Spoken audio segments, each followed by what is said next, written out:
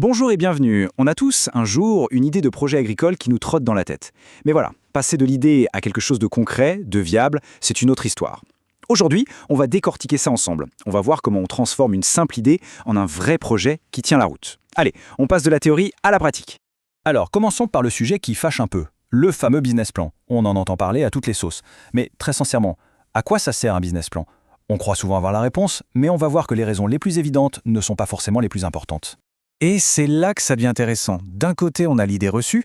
Le business plan, c'est un joli dossier pour impressionner le banquier, obtenir un prêt, ou juste parce que, il faut en faire un. Mais la réalité, elle est tout autre. Le but premier d'un business plan, c'est d'abord pour soi. C'est un outil pour mettre ses propres idées au clair, pour vérifier si le projet est solide, et seulement après, pour pouvoir en parler de façon simple et efficace aux autres. D'accord, alors attaquons-nous à ce mythe. L'idée que le business plan est une sorte de formule magique, un document qui, une fois rédigé, ouvre toutes les portes, cette idée a la vie dure. Mais il est grand temps de voir les choses sous un autre angle. Voilà, c'est dit. Et c'est la chose la plus importante à retenir. Le document lui-même, ce n'est pas une fin en soi. Ce n'est pas le bout de papier qui va garantir le succès. Non. La vraie valeur, elle est dans tout le processus de réflexion qui précède. C'est le travail d'analyse et de structuration fait en amont qui est absolument crucial. Bon, si on ne commence pas par rédiger un plan, par où est-ce qu'on commence? Eh bien, la réponse est étonnamment simple. On commence par un problème.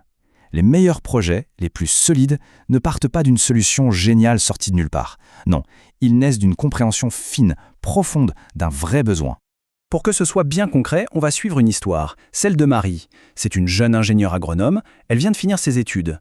Elle retourne dans son village et au lieu d'arriver avec des idées toutes faites, elle fait quelque chose de très simple. Elle observe, elle regarde, elle écoute.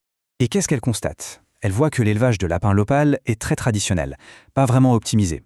Les races utilisées ont un faible rendement. Du coup, la qualité de la viande est, disons, inconstante. Et pourtant, en parallèle, elle sait que la demande pour une viande de meilleure qualité est en pleine croissance. Bingo!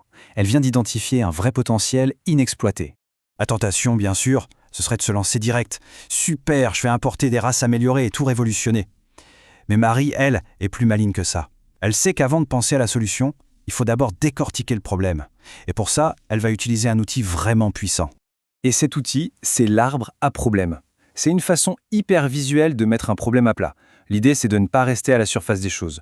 On va creuser pour trouver les vraies racines, les causes profondes, et on va regarder les branches pour bien comprendre toutes les conséquences. C'est un peu comme un diagnostic de médecin avant de prescrire un traitement. Alors comment ça marche? C'est tout simple.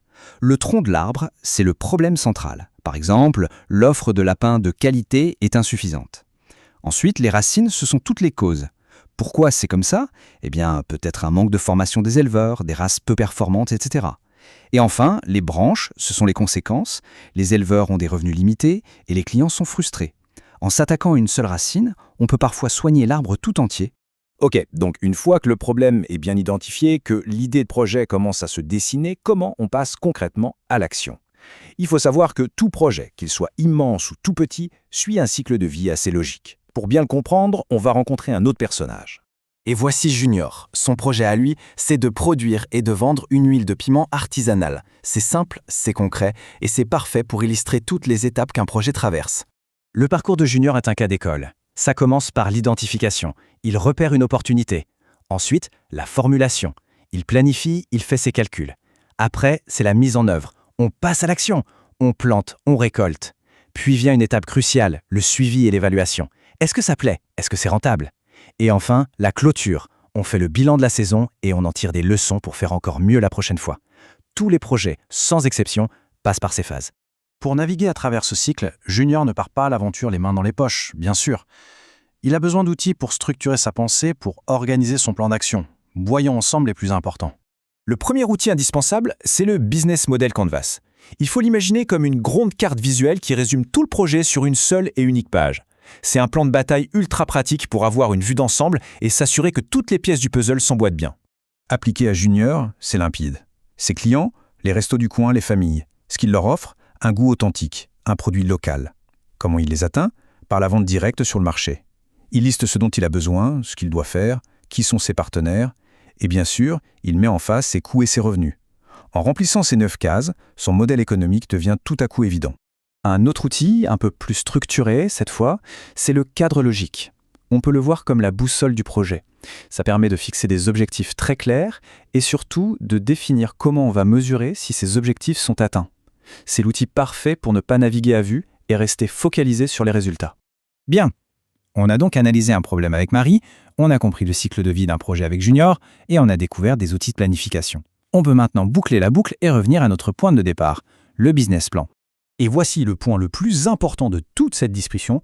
La rédaction du business plan, ce n'est pas la première étape, c'est la toute dernière. C'est le moment où l'on met par écrit, de façon formelle, tout le travail d'analyse, de structuration et de planification qu'on a déjà fait avec des outils comme l'arbre à problèmes ou le Canva. Donc on l'aura compris, le but du jeu, ce n'est pas de produire un document de 50 pages. L'objectif ultime, c'est la clarté stratégique que ce document représente. Une fois que tout ce travail en amont a été fait correctement, la rédaction du plan devient presque une formalité. Le but n'est pas de produire du papier, mais de la clarté. Alors la prochaine fois qu'une idée de projet germe, la première question à se poser n'est pas « comment je vais écrire mon business plan ?» Non. La toute première question, c'est « quel problème cherche-t-on à résoudre ?» C'est vraiment par là que toute grande aventure entrepreneuriale commence.